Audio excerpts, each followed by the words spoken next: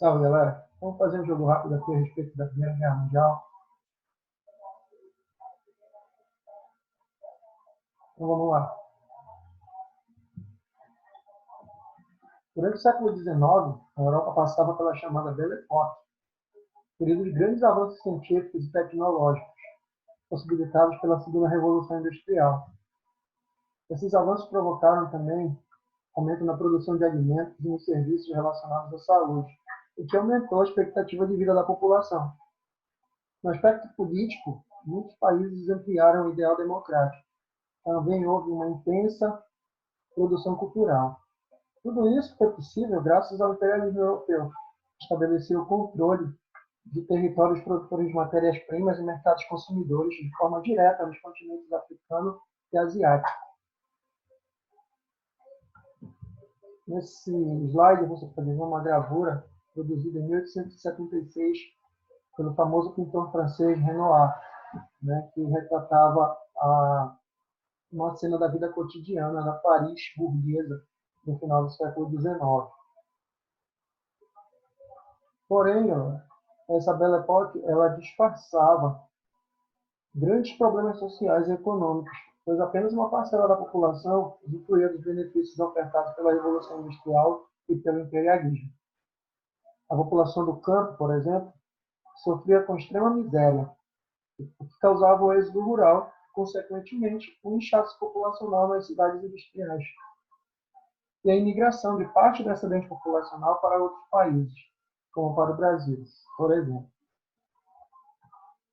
A população pobre nas cidades industriais sofria com péssimas condições de trabalho e de salário.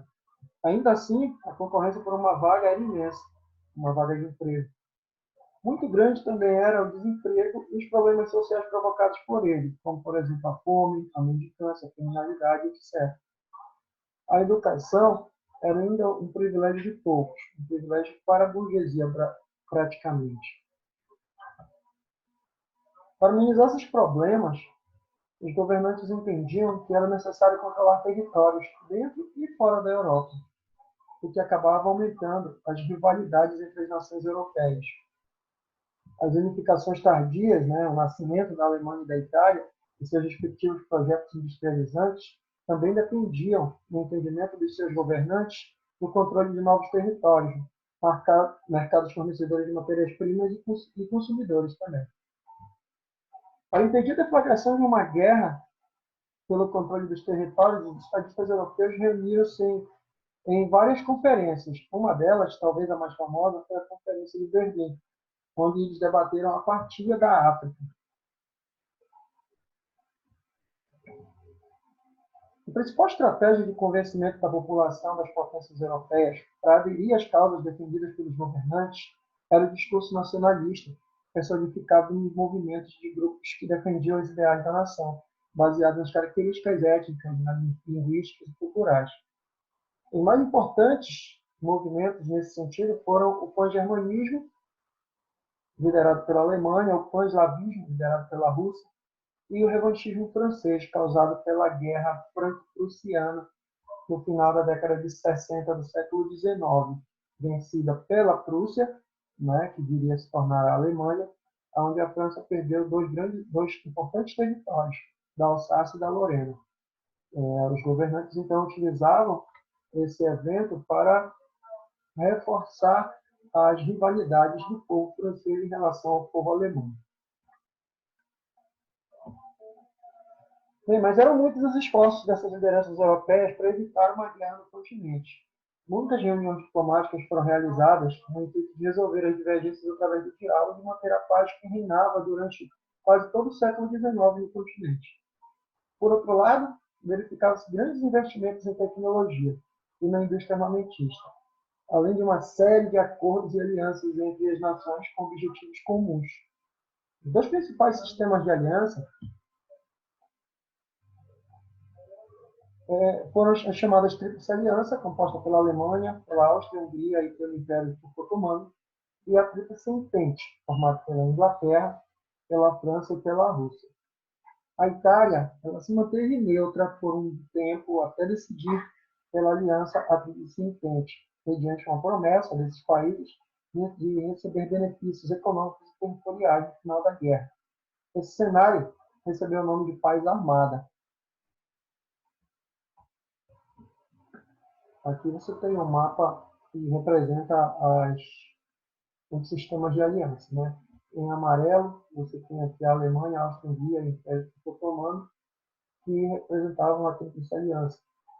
E em lilás você tem os países da Tríplice Entente, liderados pela Inglaterra, pela França e pelo Império Russo.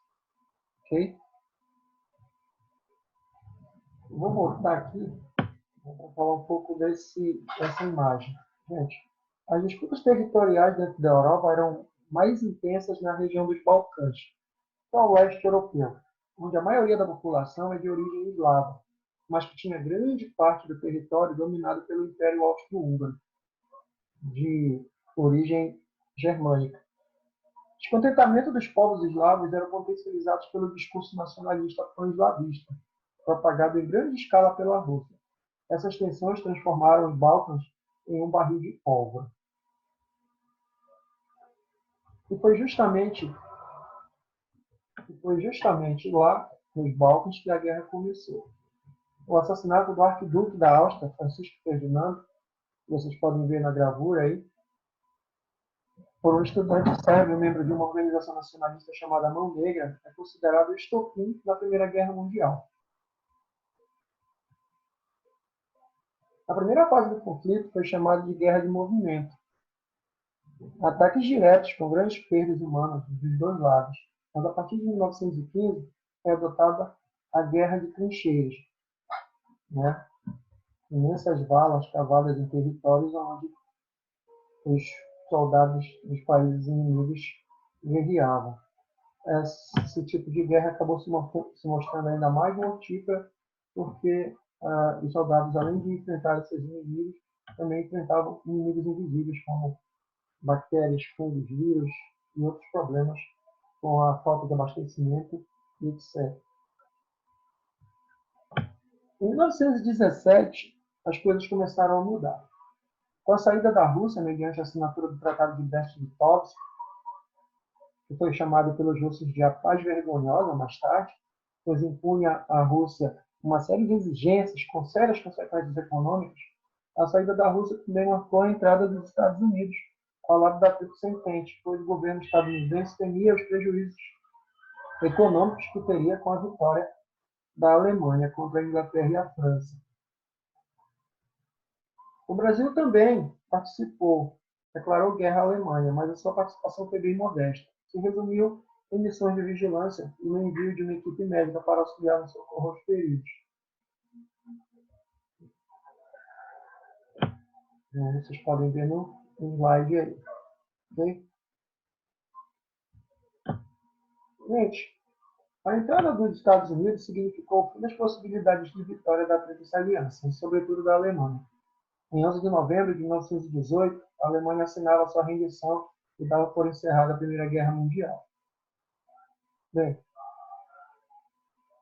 em junho de 1919 foi assinado o Tratado de Versalhes. Esse tratado responsabilizava completamente a Alemanha pela guerra e impunha um conjunto de severas sanções à Alemanha. Okay? Perda de território, né? Obrigação de pagar indenizações às nações vencedoras, okay? Restrição do tamanho do seu exército, né? E reconhecimento da independência da Áustria, que havia sido anexada pela Alemanha. Okay? As principais consequências da Primeira Guerra Mundial podem ser vistas nesse slide, mas podemos falar de uma forma mais prática aqui.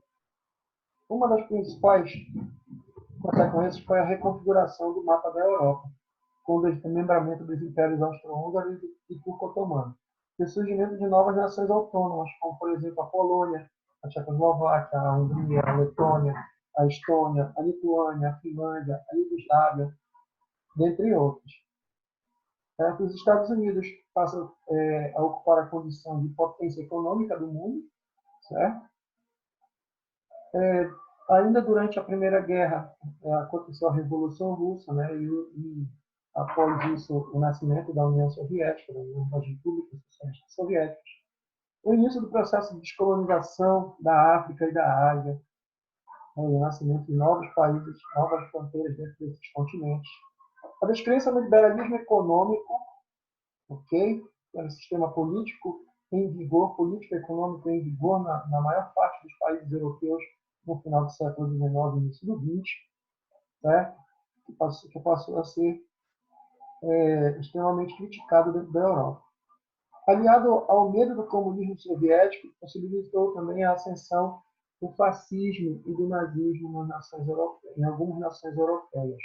Talvez essa seja uma das grandes consequências da Primeira Guerra Mundial, porque justamente a ascensão desse sistema político-econômico de extrema-direita chamado fascismo e a sua versão mais radical, que é o nazismo, implementado primeiramente na Alemanha, tá? Que vai gerar mais tarde, em 1939, talvez a principal consequência da Primeira Guerra Mundial, que é a Segunda Guerra Mundial.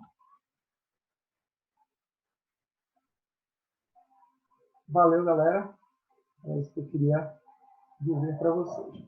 Então, o que nós podemos tirar de aprendizado da Primeira Guerra Mundial é que ela ocorre, nós podemos dizer sem medo que ela ocorre exclusivamente por interesses econômicos, né, de dominação econômica das nações europeias, que acabou arrastando outros países de outros continentes para esse conflito. Ok? As consequências delas foram grandes, né, a ponto de muitos historiadores considerarem que não houve uma primeira e uma segunda guerra mundial, mas uma guerra mundial que durou mais de 30 anos, começando em 1914, tendo um intervalo em que as armas foram baixadas, certo? Mas que foram retomadas em 1939, se estendendo até o ano de 1945, com a rendição incondicional da Alemanha. Valeu, galera. Até a próxima.